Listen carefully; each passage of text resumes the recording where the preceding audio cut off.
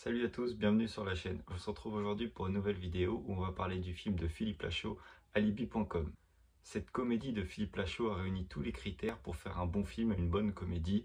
C'est un film marrant, prenant, avec une bonne histoire, on s'ennuie pas du début à la fin. En résumé, c'est une bonne comédie que je te conseille de voir.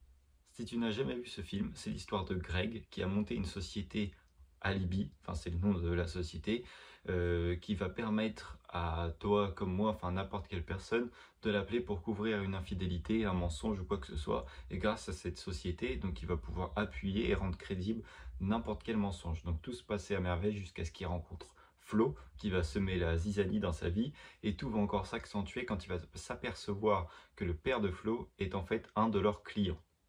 Cette comédie est sortie en France le 15 février 2017. Il a été réalisé par Philippe Lachaud et a été écrit avec Julien Arruti et Pierre Dudin. Dans cette comédie, on va y retrouver dans les rôles principaux Élodie Fontan, Didier Bourdon, Nathalie Baye, Tarek Boudali, Julien Arruti et dans le rôle principal de sa propre comédie, Philippe Lachaud. Alibi, c'est une fiction, c'est une comédie, c'est un film, c'est quelque chose qui a été créé, inventé, enfin tout le scénario de ça c'est une création, mais il faut savoir que de vraies sociétés existent et ont pour projet de faire exactement la même chose que ça. C'est-à-dire que tu as trompé ta femme ou quoi que ce soit, tu les appelles et eux vont te couvrir. Et ça existe vraiment. Donc je trouve ça vraiment sympa d'avoir fait un film là-dessus, étant donné que personnellement, moi, je connaissais pas du tout ce type de société avant de voir ce film. Je pense que c'est plutôt des sociétés assez discrètes qui sont connues que de ceux qui en ont besoin ou quoi qu'est-ce. Mais voilà, je trouve ça super rigolo de se dire que c'est quelque chose qui existe vraiment dans la vraie vie et eux, ils en ont fait un jeu, une comédie, quelque chose de marrant là-dessus, mais c'est vraiment sympa. Tout au début du film, quand on va le voir dans une scène où en fond, tu as son associé qui est en train de jouer à la console et lui, il est en train de passer un entretien d'embauche avec leur nouveau salarié, celui qu'ils vont embaucher par la suite. Donc son associé c'est Augustin qui est joué par Julien Ruti et le nouveau salarié c'est Mehdi qui est joué par Tarek Boudali.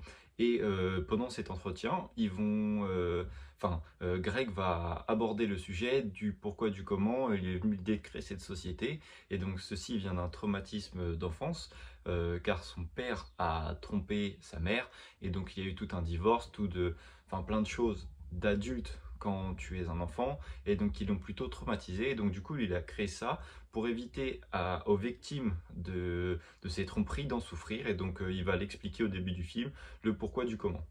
Dans ce film, ils ont réussi à faire venir du beau monde, des acteurs extrêmement connus. Déjà que dans Babysitting 1 et Babysitting 2, il avait réussi à avoir de bons acteurs. Dans le premier, on a eu Gérard Jugnot, dans le deuxième, on a Clavier, et puis des acteurs quand même assez connus.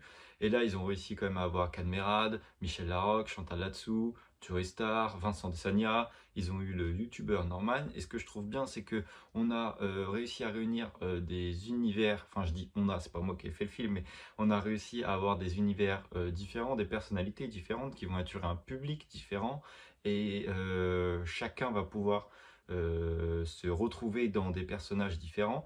J'ai aimé aussi qu'il casse les codes, par exemple Joey Star qui va jouer un bad boy, un rappeur vraiment, voilà, un vrai bad boy, et qui au final dans le film va être gay, et donc ils vont essayer de cacher ça pour pas que le public l'apprenne, et donc ça j'ai vraiment trouvé ça cool que déjà le rôle soit proposé à Joey Star, parce que bon, il collait super bien avec son personnage, et j'ai trouvé ça cool qu'il casse ce code en devenant, en soyant gay, quoi, et donc ça c'était super cool, et super bien fait, j'ai trouvé ça bien en tout cas. Et puis de faire venir des youtubeurs comme Norman, ça attire un autre style de public. Donc ça, c'était vraiment bien.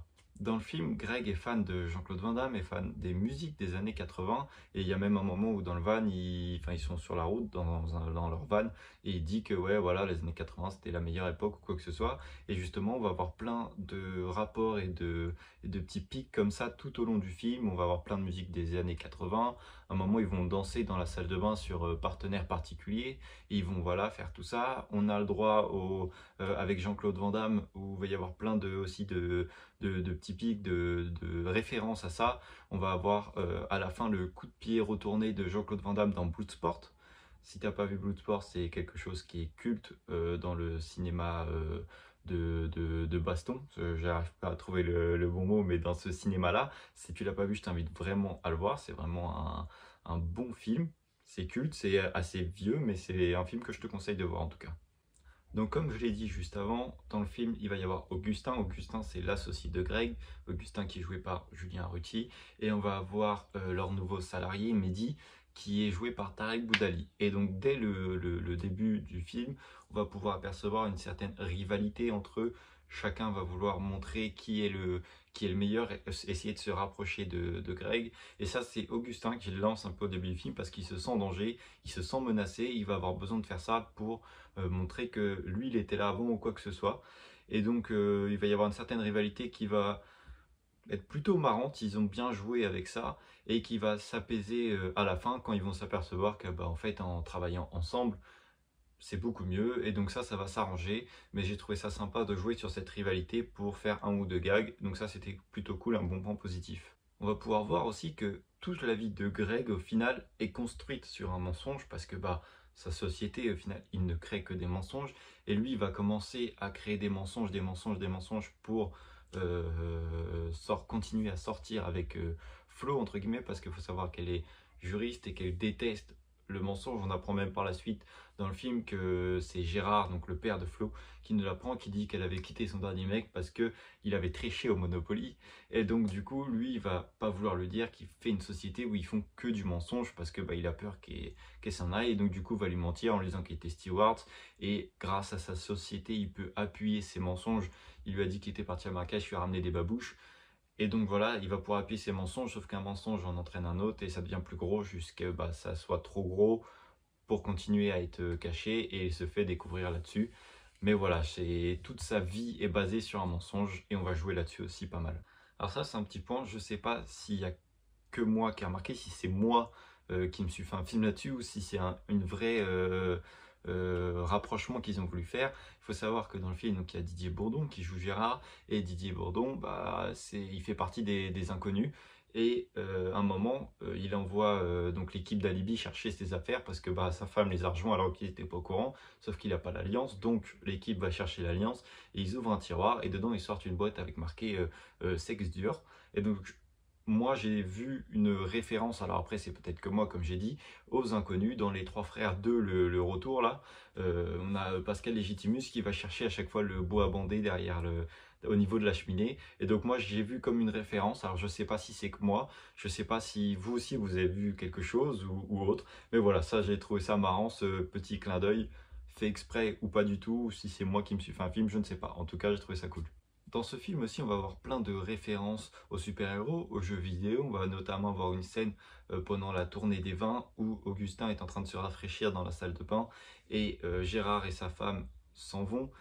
Et donc lui, il les voit partir par la fenêtre et il se met sur le toit avec sa capuche en position en mode Assassin's Creed. On va avoir le droit à une jolie vue de près qui s'éloigne de plus en plus pour nous donner une impression d'altitude, de hauteur.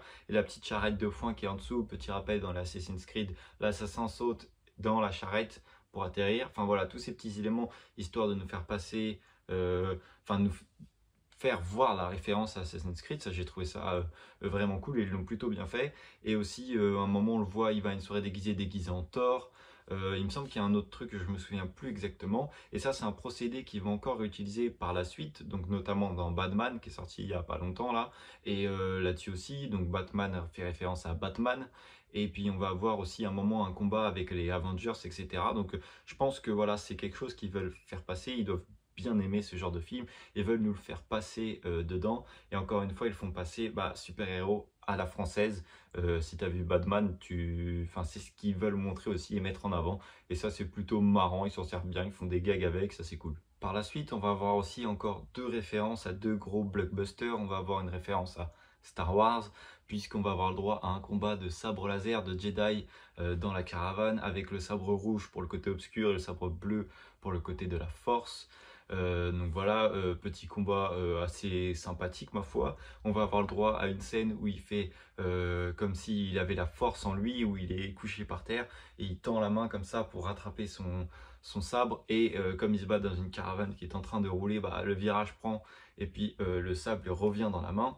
Et par la suite aussi, donc suite à ce combat, il se retrouve à l'hôpital et on va avoir donc le gitan qui est en fauteuil roulant avec un de ses collègues qui le pousse et on voit il a un masque respiratoire et ils vont s'approcher de lui en filmant où il tend le bras comme ça et tu l'entends respirer et ça fait la respiration de Dark Vador, ça c'était marrant. Et juste après ça, donc à la sortie, on va avoir une petite scène de poursuite à la Fast and Furious avec deux bolides préparés et une belle cascade qui est ma foi plutôt bien faite, hein. On voit pas tellement les trucages et assez réaliste, donc ça c'est un bon point aussi, ils ont mis les moyens là-dedans et franchement c'est bien réalisé et sympa, ça colle bien au film.